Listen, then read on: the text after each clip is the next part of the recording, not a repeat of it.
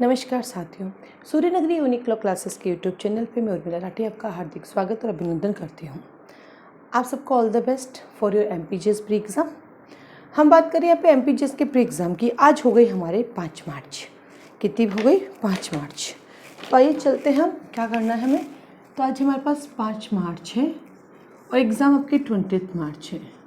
देखा जाए तो आपके पास टोटल 15 डेज़ है, बट आपको लास्ट पढ़ाई करनी है अपनी। 19 मार्च को अपनी बुक्स छोड़ देनी है। 19 मार्च के दिन आपको नहीं पढ़ना है, क्योंकि आपके माइंड को थोड़ा सा रिलैक्सेशन चाहिए ना। इतने टाइम से आप पढ़ ही रहे हो तो आपका माइंड नहीं चाहेगा कब थोड़ी देर मुझे भी तुम आराम दे दो, है ना। तो आपको लास्ट पढ़ना है 19 मार्च तक। तो आज आपके सामने कुछ लेके आई हूँ कि कैसे आप अगले 14 दिन तक अपनी स्टडी को कर सकते हैं। उसके साथ ही साथ हमारे यहाँ पे मॉक टेस्ट भी चल रहे हैं, आप उसको भी ज्वाइन कर सकते हैं। तो आइए 14 डेज़ आपको कैसे पढ़ना है। देखिए, मैंने आपके सारे सब्जेक्ट लिख दिए हैं। अब इसको डिवाइड करती हूँ आपके लिए। और आपको अब ध्यान रखना, अब याद नहीं करना है। याद एक लॉन्ग टर्म प्रोसेस होता है। अब रिवीजन करना है, और रिवीजन के लिए सिर्फ रीडिंग करनी है, और ध्यान से रीडिंग करनी है। आराम से निश्चिंत होकर रीडिंग कीजिए। हाँ, ये काम का है, वहाँ अंडरलाइन कर लीजिए और लिख लीजिए। ये प्रीकस वाले लिख लीजिए बस। अब तो आप याद करने की कोशिश करोगे तो कर ही नहीं पाओगे, टाइम ही चला जाएगा आपका। अब क्या काम है, अब आपको ये देखना है कि इस सेक्शन का कौन सा सब सेक्शन है जो काम का है। कहाँ 24 आवर लिखा हुआ है, कहाँ not below the rank of inspector है, not below the rank of sub inspector है, कितने डेज के अंदर है, कितने आवर के अंदर है, कौन करेगा, कब करेगा, कैसे करेगा। अब बस ये समय है। अब समय रट्टाफिकेशन का ख़त्म हो गया। अब समय सिर्फ रिवीजन करने का। Revision, revision and revision. और हम कहते करते करते करते अभ्यास, अभ्यास से सब कुछ होता है। बहुत गहराई से अब नहीं पढ़ना, अब समय नहीं है। अगर गहराई से पढ़ने लग गए ना तो आउट हो जाएगा। फिर हमें लगेगा मैं जो पढ़ रहा हूँ मुझे याद ही नहीं हो रहा है, मुझे कुछ समझ ही नहीं आ रहा है, मैं आगे आगे बढ़ रहा हूँ, मैं पीछे पीछे भूल रहा हूँ। और हाँ, इन 15 दिन में अब आपको गाइड भी सॉल्व नहीं करनी, जो ऑब्जेक्टिव वाले वो सॉल्व नहीं करने हैं, वो आपको और कन्फ्यूजन करेंगे, तो उसको भी नहीं करना। तो फिर क्या करना, आइए देखते हैं। देखिए, मैंने यहाँ पे सारे सब्जेक्ट लिखे हैं। अब आपका काम है आपको अपनी CRPC को 3 डेज़ में कंप्लीट करने का। कितने डेज़ में? 3 डेज़ में। सेक्शन 1 से लगा के 153 तक, 154 से 352 तक, और 353 से 484 तक। ऐसे 3 ब्लॉक बना लीजिए कि आज मॉर्निंग में उठ के मैं पहला ब्लॉक पढ़ूंगा, कल मॉर्निंग में दूसरा, परसों तीसरा। मॉर्निंग वर्ड यूज़ किया। Yes, morning is better. उससे जैसी बढ़िया कुछ चीज़ ही नहीं हो सकती। कोशिश करें 3 बजे उठ जाए, कोशिश करें रात को 8 बजे सो जाए। बेटा, पूरे दिन की बॉडी इतनी थकी हुई होती है कि रात को क्या पढ़ लेंगे हम। ये बहुत अजीब ट्रेंड है, पूरी रात पढ़ना नहीं आता है समझ में, चाहे आप कितना ही कर लो। एक बार सो जाओ शाम को, ताकि वो बॉडी वापस एक्टिव हो जाएगी। और दोपहर में भी पावर नैप लेते लिया करो। हर 2 घंटे बाद 15 मिनट का पावर नैप ले लिया करो। आप ले तो आलस नैप 6-6 घंटे नहीं उठते, फिर पूरी बॉडी कहती मैं सो रही हूँ, मैं सो रही हूँ, मुझे मत परेशान करो। फिर दिमाग में वैसे नहीं जाता है। तो रात को जल्दी सो और सुबह जल्दी उठो।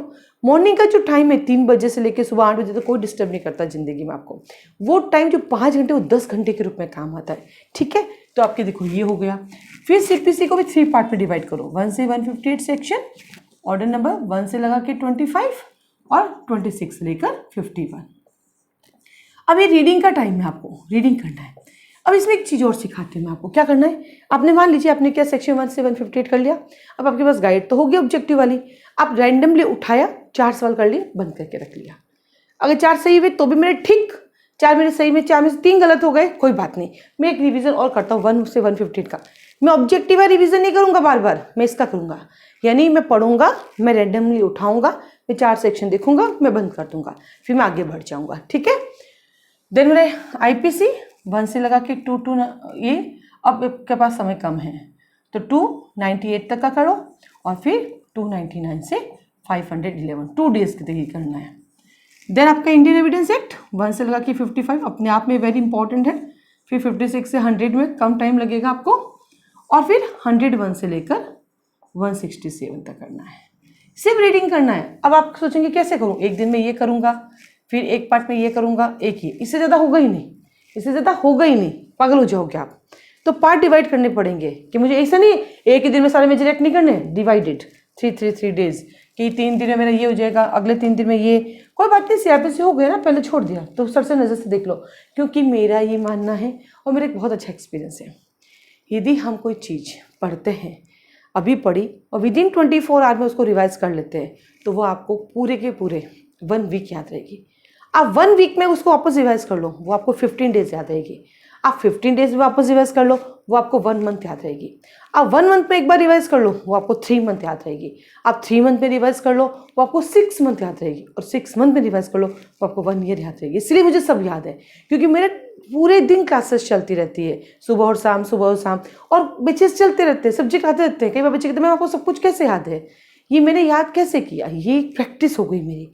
आप कुछ भी पढ़ा दो मैं कर लूँगी, क्योंकि मेरी एक अच्छी आदत है कि मैं जो पढ़ती हूँ 24 आवर में वापस पढ़ती हूँ। मुझे पता मुझे 1 वीक याद रहेगा, और 1 वीक में टाइम निकाल कर उसके बाद रीड कर ही लेती हूँ। मेरा 15 दिन काम चल जाता है, और आपके पास है ही 15 दिन सिर्फ, तो हो गया आपका 2 बार रिविजन में काम। कॉन्ट्रैक्ट 1 से लगा के 75 और 124 से 238 करना है, 2 डेज में हो जाएगा। टीपी 1 से लगा के 53A और 54 से लगाकर 137। टीपी के लिए देखो एक वीडियो बना हुआ मेरा, आप जाइएगा यूट्यूब पे सर्च कीजिएगा, आपको एक वीडियो मिलेगा जिसमें पूरी टीपी को, इसको पूरे को बहुत अच्छे से एकदम है ना रिवाइज करा रखा है, वो आपको हेल्प मिल जाएगी। यूट्यूब पे आप लिखिएगा उर्मिला टीपी एक्ट, या फेसबुक पे कहीं ना कहीं डला हुआ है। तो अभी टीम से कहते हैं कि मैं वापस में डलवाती हूँ उसको, ठीक है। कॉन्स्टिट्यूशन ये थोड़ा सा लेंदी है, तो पहले दिन कर लो 1 से 51 8 तक आर्टिकल, फिर supreme court, high court, president, governor कर लो, ठीक है, और फिर 245 से रिमेनिंग कर लो 3 डेज में, है ना। दिन आता आपके पास ऐसा रे, एक ही दिन में कंप्लीट करना है। अब इसको कहीं को 2 दिन दोगे आप, अब है इतना से, तो लिमिटेशन ये भी एक ही दिन में करना है। और हाँ, लिमिटेशन का जो मेन है वो है आपके लिमिटेशन की स्केड्यूल, वो आपको अच्छे से पढ़नी है, क्योंकि फिक्स है कि अब 2 क्वेश्चन तो आपके शेड्यूल में से आएंगे, ठीक है। दिन आता आपके पास है नहीं, एक दिन का काम है अपना, क्योंकि है इतना सा। दिन एकोमोडेशन एक्ट 1 डे में कंप्लीट करना है आपके पास, और इसको चैप्टर से बांट के 2 डेज कर लेना। कितने दिन में करना? 2 दिन में, आधे चैप्टर्स आज, आधे चैप्टर्स कल, ठीक है। ये तीनों आपको 5 मार्च, 6, 7, 8, 9, 10, 11, 12, 13, 14, 15, 16, 17, 18, यानी इन तीनों को डेली बेसिस पे करना है। ये तो डेली होना ही चाहिए, अपने दिन के टाइम निकालो, करना है। अब आप कैसे पढ़ेंगे?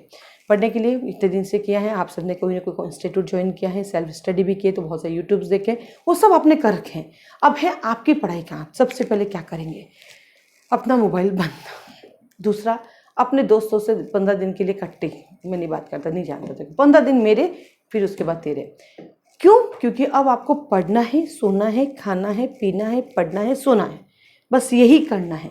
कर लिया 15 दिन में, आप खुद कहोगे यस मेरा प्री क्लियर है, हंसते खिलते क्लियर है।